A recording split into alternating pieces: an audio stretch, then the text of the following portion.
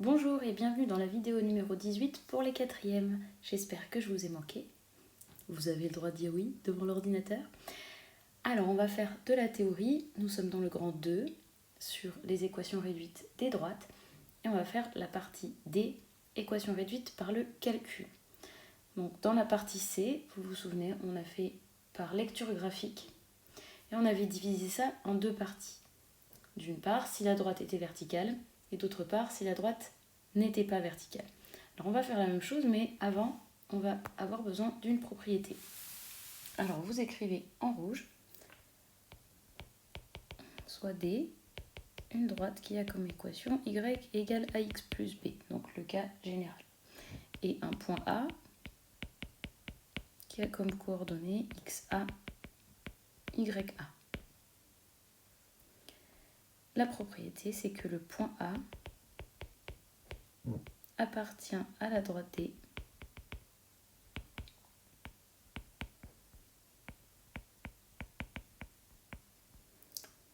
si et seulement si ses coordonnées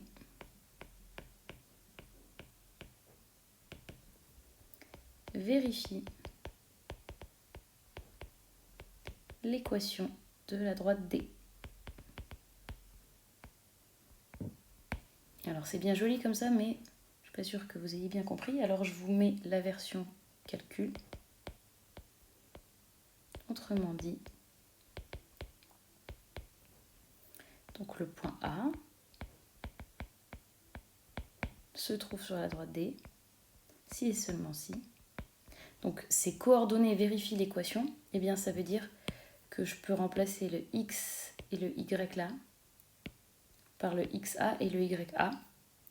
Et si entre les deux, il y a bien le égal qui fonctionne, alors le point A se trouve sur la droite.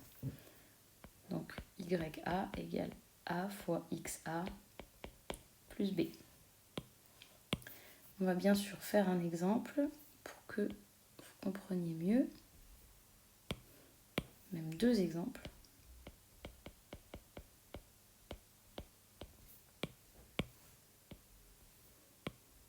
Donc je vais prendre une droite D qui a comme équation par exemple y égale moins 3x plus 1. Et on va voir si les points A et B, 1, 2 et B, 3, 6 se trouvent sur la droite.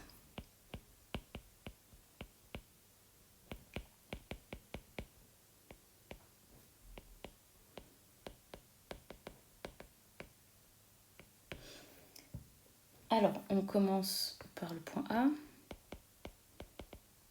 et vous écrivez la propriété. Donc le point A de coordonnées 1, moins 2 se trouve sur la droite si et seulement si ya égale moins 3 xa plus 1. Okay, vous avez compris comment j'ai fait? J'ai remplacé y et x. Alors, ça c'est ma question. Je ne suis pas sûre, je me pose la question. Donc je ne peux pas continuer ici à remplacer et à écrire égal, puisque je ne sais pas si c'est égal. Donc je vais calculer une partie du calcul, celle-ci par exemple.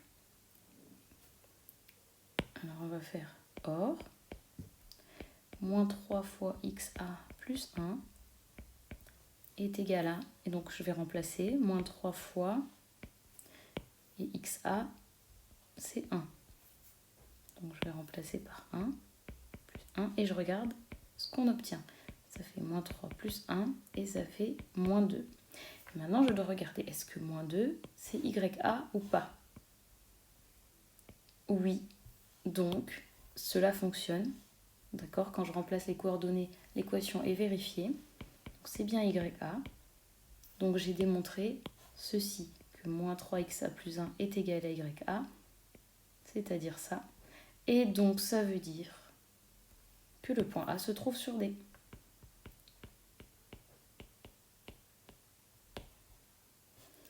On va essayer avec le point B.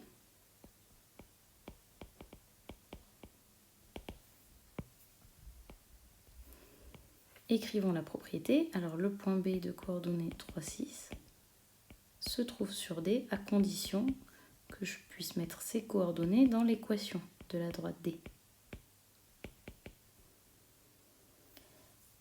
Je ne sais pas si c'est vrai, donc je vais calculer le membre de droite. Or, moins 3xb plus 1 est égal à, donc je vais remplacer moins 3 fois, et xb, c'est 3. Ça fait moins 9 plus 1, et ça fait moins 8. Est-ce que moins 8, c'est bien yb? Eh bien, vous voyez que non. Ce n'est pas yb. Eh bien, ça veut dire que les coordonnées de B ne vérifient pas l'équation de la droite D. Donc B ne se trouve pas sur la droite D. Voilà, j'espère que vous avez compris cette propriété. Donc c'est pour savoir si un point se trouve sur une droite. Et par contre, si on sait qu'il se trouve sur une droite, eh bien, on peut utiliser la formule aussi pour faire d'autres calculs. Et c'est justement ce qu'on va voir juste après. Alors, comme je vous ai dit, on a fait par la lecture graphique les équations. Il faut d'abord regarder si la droite est verticale ou pas. Donc, je vais commencer par la méthode. Méthode 1. Si D n'est pas vertical.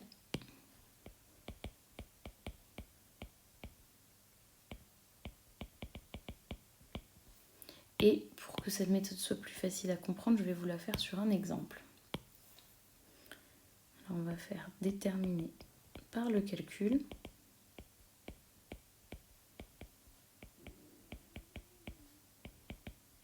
L'équation réduite de la droite D passant par A de coordonnées 3, 2 et B de coordonnées moins 4, 1. Si vous avez envie, vous pouvez la dessiner et faire la méthode par lecture graphique, là tout de suite pour voir si vous avez encore compris. Et ce sera un bon moyen pour contrôler si notre calcul est bon. Mais là, on doit faire par le calcul. Alors, première chose de la méthode, c'est regarder si la droite est verticale ou pas. Donc attention, ne pas oublier de commencer par cela. Alors, vous vous souvenez, comment on sait si une droite est verticale? Quand il y a un dessin, c'est facile. Mais sinon, qu'est-ce qu'elle a comme caractéristique, la droite verticale? Je vous fais un petit dessin au crayon ici. Si j'ai un repère et que j'ai une droite qui est verticale, qu'est-ce qu'on peut dire des coordonnées de A et B?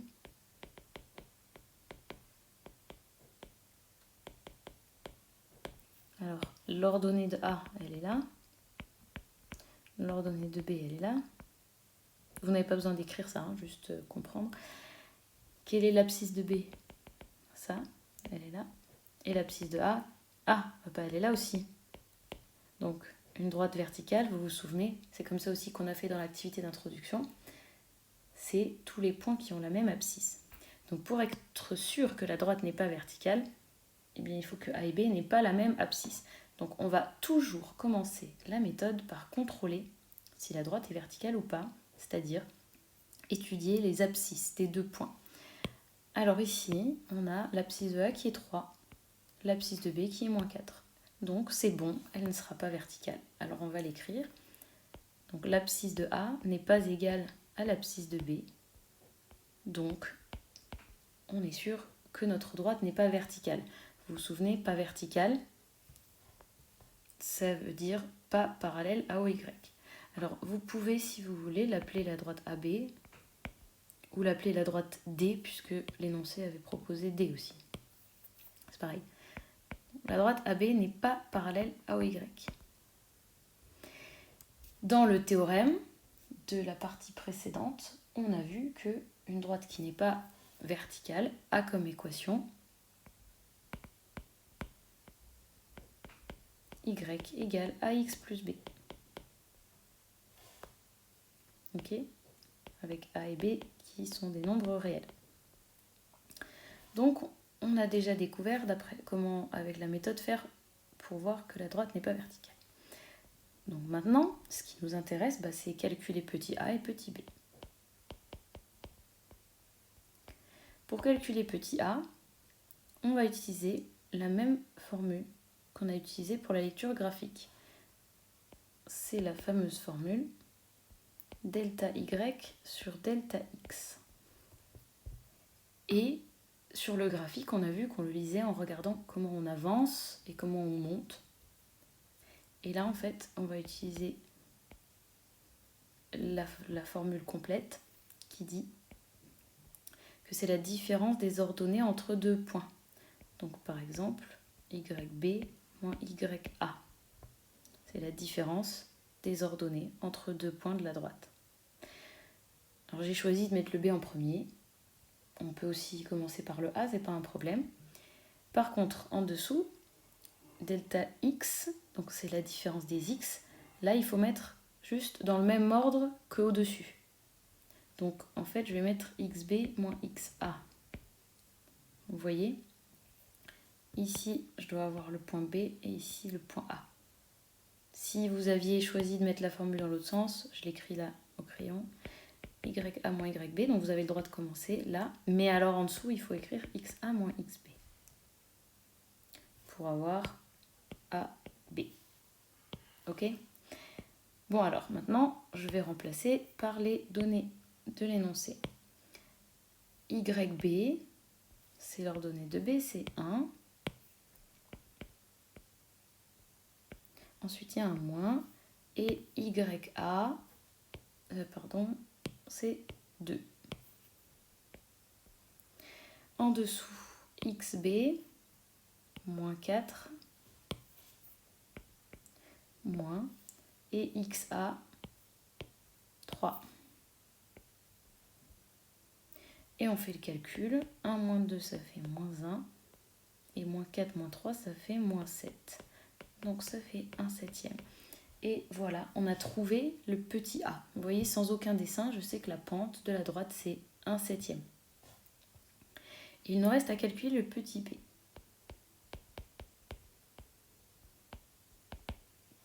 Alors, par le calcul, ce qu'on faisait, c'est qu'on disait « Oh, c'est cool, elle passe par le point 0B ». Malheureusement, là, on ne peut pas faire ça. Donc, pour calculer le petit b, on va utiliser la propriété qu'on a vue juste avant. Parce que comme ça, j'aurai une belle équation où l'inconnu sera b. Effectivement, donc regardez, si je prends le point A, nous, le point A, on le connaît. Donc ça, on connaît.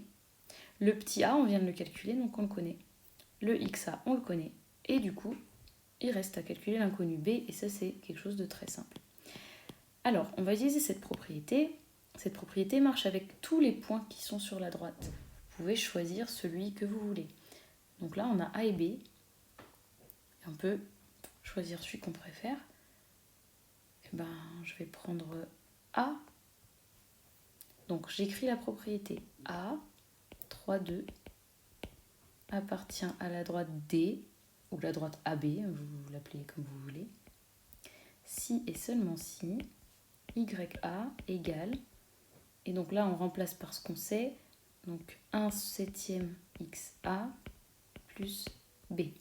D'accord ? J'espère que vous avez suivi. 1/7, c'est le petit a. Donc ici, ça fait 1/7. Maintenant, je sais que le point se trouve sur la droite, donc je peux rester dans le même calcul. On n'a pas besoin de séparer le calcul comme on a fait ici dans les exemples. Et je vais juste remplacer par les valeurs. Donc YA, c'est 2. XA, c'est 3. Et j'ai B. Donc j'ai 2 qui est égal à 3/7 plus B. Et pour trouver B, on va faire moins 3/7.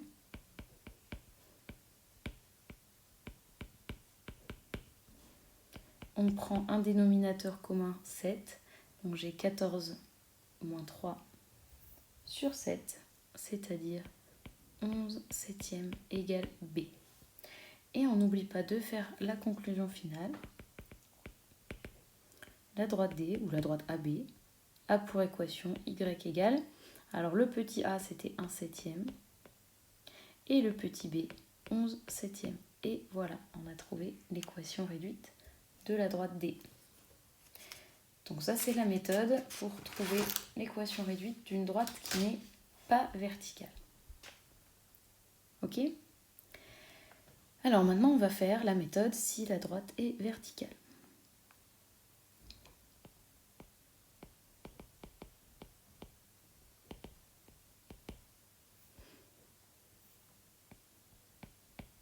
C'est beaucoup plus court.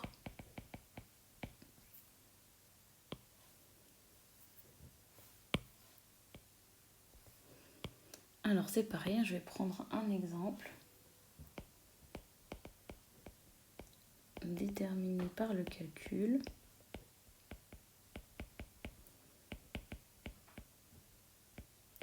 L'équation réduite de D passant par A moins 1,7 et B moins 1,3. Donc à chaque fois qu'on vous donne l'énoncé comme ça, c'est exactement entre guillemets le même énoncé que dans l'autre méthode. Donc c'est à vous de savoir si ça va être vertical ou pas. Hein. Donc on va regarder ici. Donc on commence la méthode de la même manière. C'est-à-dire, je regarde si les abscisses sont les mêmes ou pas. XA, c'est moins 1. Et XBA, c'est moins 1 aussi.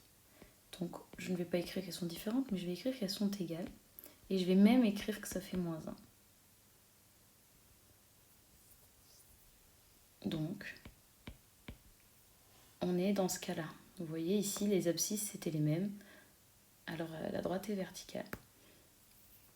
Donc D ou AB, hein, vous l'appelez comme vous voulez, elle est verticale. Donc elle est parallèle à OY. Et bien en fait, après, il n'y a plus rien à faire.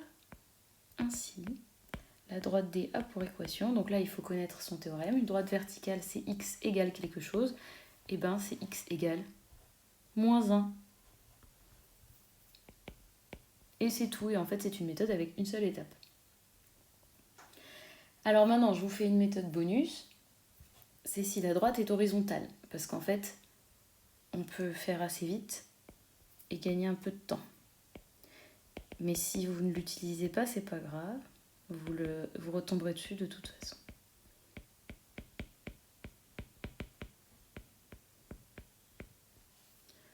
Donc on va regarder ce qui se passe. Donc je vais reprendre de nouveau un exemple. Bon, cette fois je vais tricher avec un petit copier-coller.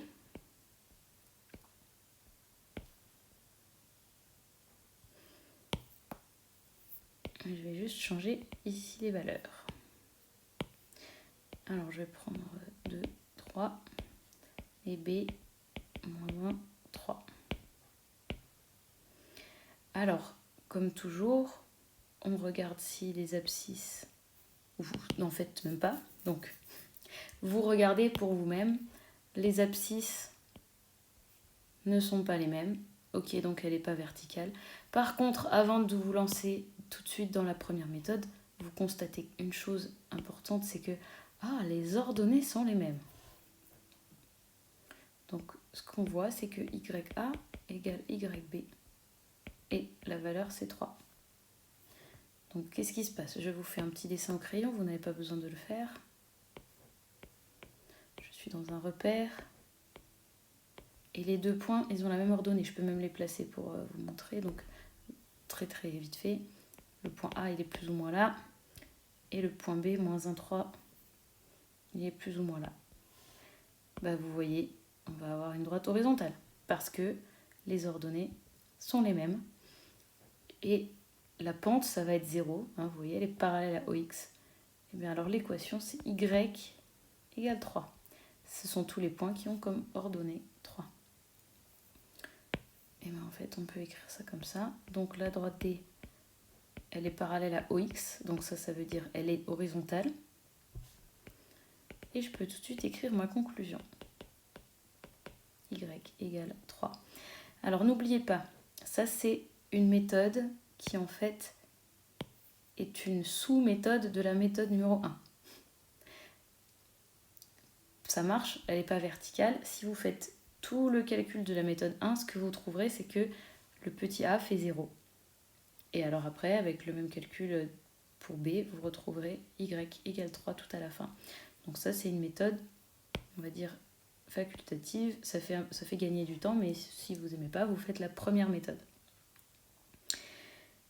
Voilà, on a vu tous les cas possibles. Donc jetez toujours un œil aux abscisses et éventuellement jetez un œil aux ordonnées. Ça pourrait vous faire gagner du temps. Voilà, dans la prochaine vidéo, on va faire plein d'exercices. Vous inquiétez pas, vous allez bien comprendre et préparer votre poignet. Vous aurez une tendinite à force de faire des équations. Voilà, mettez un pouce bleu si vous avez tout compris.